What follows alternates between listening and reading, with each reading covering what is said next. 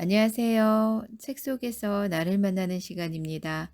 오늘은 너무나도 아름답고 전 세계인이 가장 사랑한 고전, 영어는 스터디셀러인 생텍쥐 베리의 어린 왕자를 소개해 드리려고 하는데요. 누구나 한 번쯤은 읽어보았고 나이 아이들에게 읽어주었을 만큼 아름다운 책인데요. 어린 왕자의 작가인 생텍쥐 베리는 프랑스 리옹에서 태어났습니다. 귀족 집안에서 태어나서 부유한 어린 시절을 보낸 그는 공군에 입대하여 조종사가 되었고요. 2차 세계대전이 일어나자 이제 조종사로 참전했다가 행방불명이 되었다고 합니다. 그의 대표 작품으로는 어린 왕자와 야간 비행, 인간의 대지 등이 있습니다. 1943년 출간된 프랑스 소설가 생텍쥐 베리의 어린 왕자는 어른부터 아이까지 남녀노소 모두가 사랑한 동화로 전 세계 1억 부 이상 팔린 베스트셀러입니다. 어린 왕자가 이토록 전 세계인의 사랑을 받은 이유가 무엇일까요?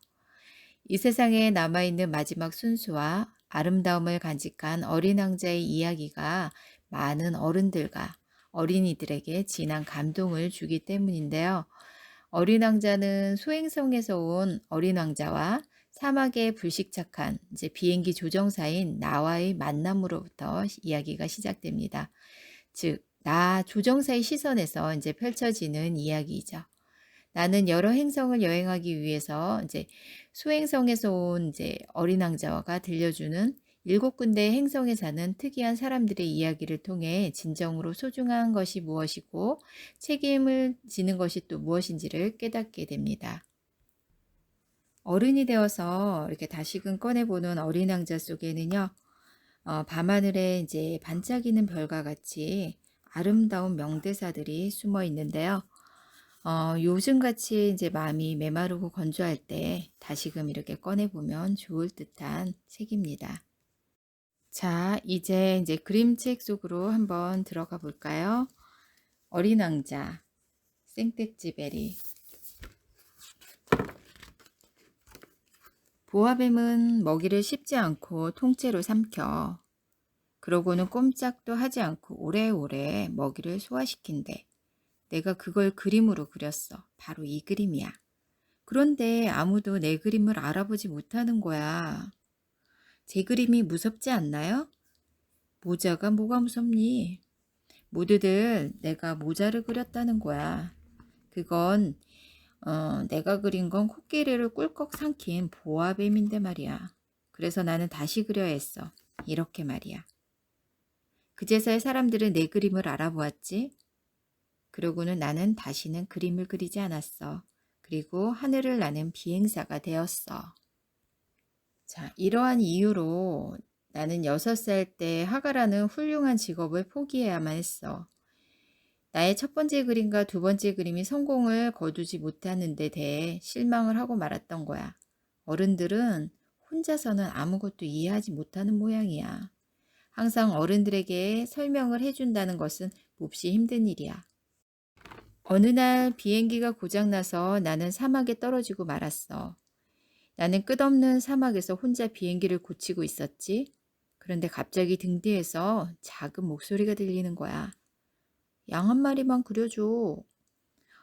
아무도 살지 않는 사막에 조그만 아이라니. 나는 주머니에서 종이와 연필을 꺼냈어. 양을 그릴 줄 몰라서 내가 그릴 수 있는 것을 그려주었지. 코끼리를 잡아먹은 보아뱀은 싫어. 양을 그려줘. 나는 더듬더듬 양을 그려주었어. 그런데 그 아이는 계속 다시 그려달라는 거야. 나는 작은 상자를 그려주었고 그 아이는 미소를 지었어. 이렇게 해서 난 어린 왕자를 알게 된 거야. 상자 안에 어린 왕자가 원하는 양이 들어있었나 보네요. 어린 왕자가 사는 작은 별에는 바오밥 나무가 있대. 어린 왕자는 바오밥 나무가 자라서 별에 구멍을 뚫기 전에 그 나무를 먹어치울 양이 필요했던 거야. 어린 왕자의 별에는 장미꽃도 있대. 초록색 꽃방에서 빨간 잎새가 한 장 한 장 돋아날 때부터 어린 왕자는 꽃에게 물을 주고 벌레도 잡아주고 바람도 막아주었어. 여기는 너무 추워. 내가 살던 곳은 장미꽃이 말을 더듬거리다가 입을 다물더래. 장미꽃은 씨앗일 때 그 별에 와서 다른 별에서 한 번도 살아본 적이 없었는데 뻔한 거짓말을 하다 들키자 장미꽃은 괜히 기침을 했어. 어린 왕자가 바람을 잘 막아주지 않아서 감기에 걸렸다는 듯이 말이야. 어린 왕자는 마음이 아팠어. 그래서 장미꽃의 곁을 떠났지. 어린 왕자는 자신의 별을 떠나 멀고 먼 여행길에 나선 거야. 첫 번째 별에서 만난 왕은 어린 왕자에게 명령만 내렸대. 두 번째 별에서는 술만 마시는 주정뱅이를 만났고, 세 번째 별에서는 하늘의 별이 모두 다 자기 것이라며 별만 세는 사람을 만났어. 어린 왕자는 곰곰이 생각했어. 모두 다 자기 생각만 해. 그래서 어린 왕자는 좀 더 여행을 하기로 했지. 어린 왕자는 네 번째 별에 도착했어. 그곳에는 매일매일 가로등을 끄고 켜는 사람을 살았지. 어린 왕자는 그 사람이 마음에 들었지만 그 별은 두 사람이 살기엔 너무 작았어. 또 다시 새로 찾아간 다섯 번째 별에서는 지리학자가 살았어. 지리학자는 어디에 산이 있고 강이 있는지 공부하는 사람이야. 어린 왕자는 지리학자에게 어느 별에 가면 좋을지 물어보았지. 지리학자는 지구라는 별을 소개해 주더래. 마침내 어린 왕자는 지구에 도착했어. 이상해. 지구는 아주 큰 별이라 했는데 아무것도 안 보이네. 당연하지. 어린 왕자가 도착한 곳은 사막이었으니까. 어린 왕자는 한참을 걸어서 어떤 정원에 도착했어. 그 정원에는 5,000송이나 되는 장미꽃들이 활짝 피어 있었지. 나의 장미꽃이 이 세상에서 자기와 똑같은 꽃은 없다고 했는데 어린 왕자는 단 하나뿐일 줄 알았던 자신의 장미꽃이 어디에서나 볼 수 있는 흔한 꽃이라는 걸 알게 되자 갑자기 슬퍼졌어. 어린 왕자가 슬피 울고 있는데 여우가 나타났어. 어린 왕자는 여우에게 말을 걸었지. 이리 와, 나랑 같이 놀자. 안 돼. 난 너에게 길들여져 있지 않아.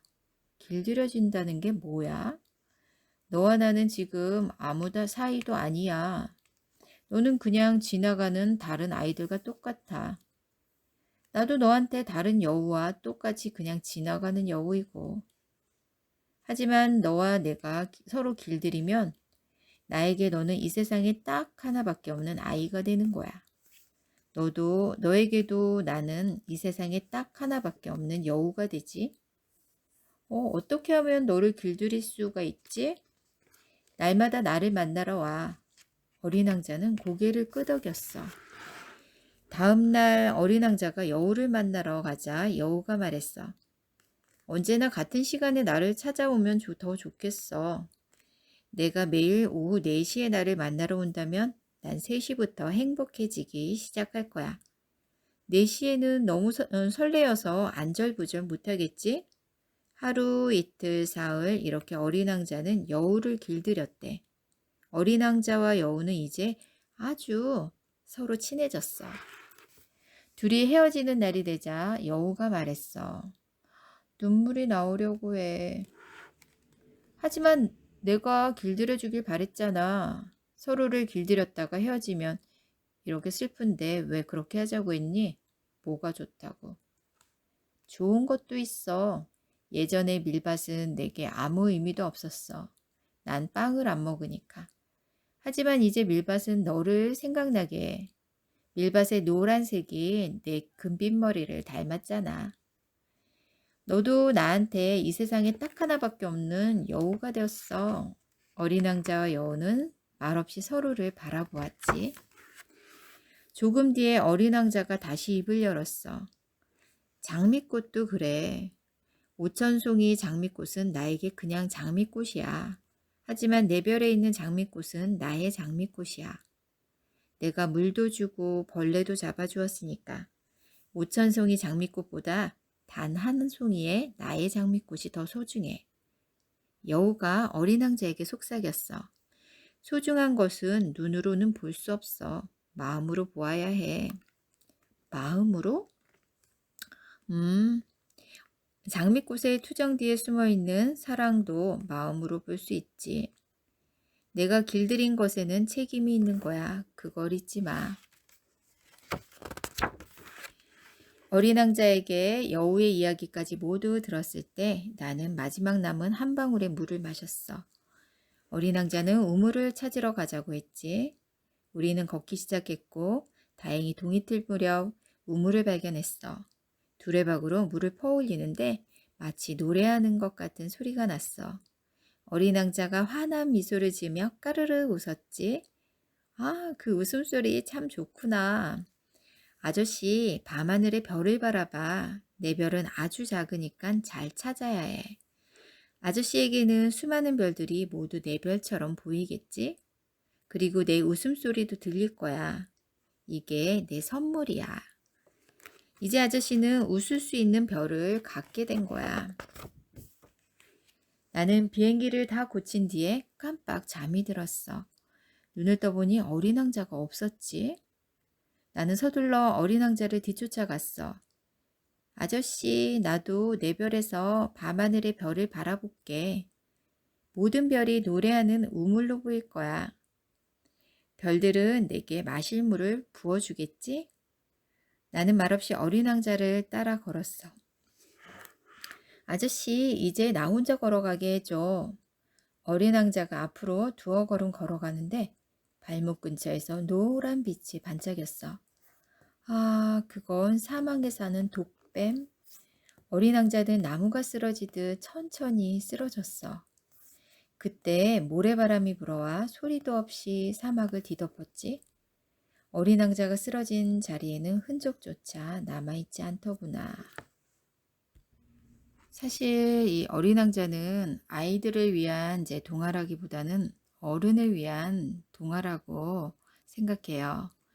수많은 어른들이 어린 왕자의 만남을 잊지 못하고 그 만남을 통해 커다란 감동을 선물을 받았으니까요.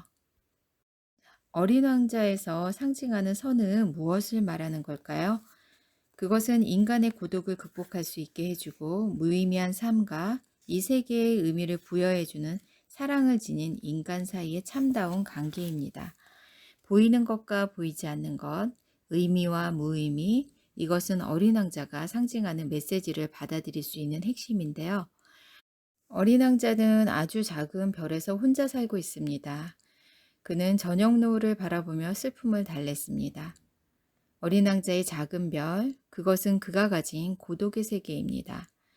그는 어느 날 호련히 아름다운 모습으로 나타난 장미를 지극히 사랑합니다. 그러나 그는 장미를 이해하는 데 서툴러서 괴로운 끝에 다른 별로 여행을 떠나지요. 생텍쥐베리는 여행이라는 수단을 통해 구도의 길을 찾아 떠나는 것입니다. 코끼리를 삼킨 보아구렁이를 볼 줄 아는 눈, 상자 속의 양을 볼 줄 아는 어린아이의 순수, 이것이야말로 생애의 가장 핵심 부분에 도달할 수 있는 조건인 것입니다. 보이는 것과 보이지 않는 것의 대비, 어른과 어린아이의 대비는 이 작품의 가장 중요한 테마입니다. 어린 왕자를 만남으로써 우리는 잊고 있던 어린 시절의 순수함을, 생의 비밀을 다시 만나는 것입니다. 그가 가르쳐준 진실을 통해 우리는 사막에 감추어진 샘을 발견하고 함께 그 물을 마실 수 있는 감동을 얻게 됩니다. 그리하여 우리는 이 책을 아무렇게나 읽어치우지 말라는 어린 왕자의 당부를 충분히 실행할 수 있을 것입니다. 어른이 되고서 읽으면 더 가슴 뭉클하게 하는 어린 왕자의 명언을 다시 한번 읽어보도록 하겠습니다. 세상에서 가장 어려운 일은 사람의 마음을 얻는 일이란다. 넌 내게 길들여진 것에 대해 언제까지나 책임을 져야 하는 거야. 사막이 아름다운 건 어디엔가 오아시스를 감추고 있기 때문이야. 누군가에게 길들여진다는 것은 눈물을 흘릴 일이 생긴다는 것인지도 모른다. 다른 사람에게 결코 열어주지 않는 문을 당신에게만 열어주는 사람이 있다면 그 사람이야말로 당신의 진정한 친구예요. 가장 중요한 건 눈에 보이지 않아. 너의 장미꽃이 그토록 소중한 것은 내가 그 꽃을 위해 공들인 시간 때문이야. 내가 좋아하는 사람이 나를 좋아해 주는 건 기적이야. 조금 좋아하는 것은 절대 사랑일 수 없어. 너무 쉽게 사랑한다고 하지 마. 사랑한다는 말은 진실을 위해 아껴야 해. 어른들은 누구나 처음에는 어린아이였어. 하지만 그것을 기억하는 어른은 별로 없단다. 만약 내가 오후 4시에 온다면 나는 3시부터 행복해지기 시작할 거야. 이 글을 보니 그저 잃었던 초심과 동심이 다시 떠오르네요. 그동안 흐트러진 자신의 모습을 돌아보시길 바랍니다. 예, 오래된 책장 한 켠에서 잠자고 있을 어린 왕자를 깨워서 다시 한번 만나보시는 건 어떨까요?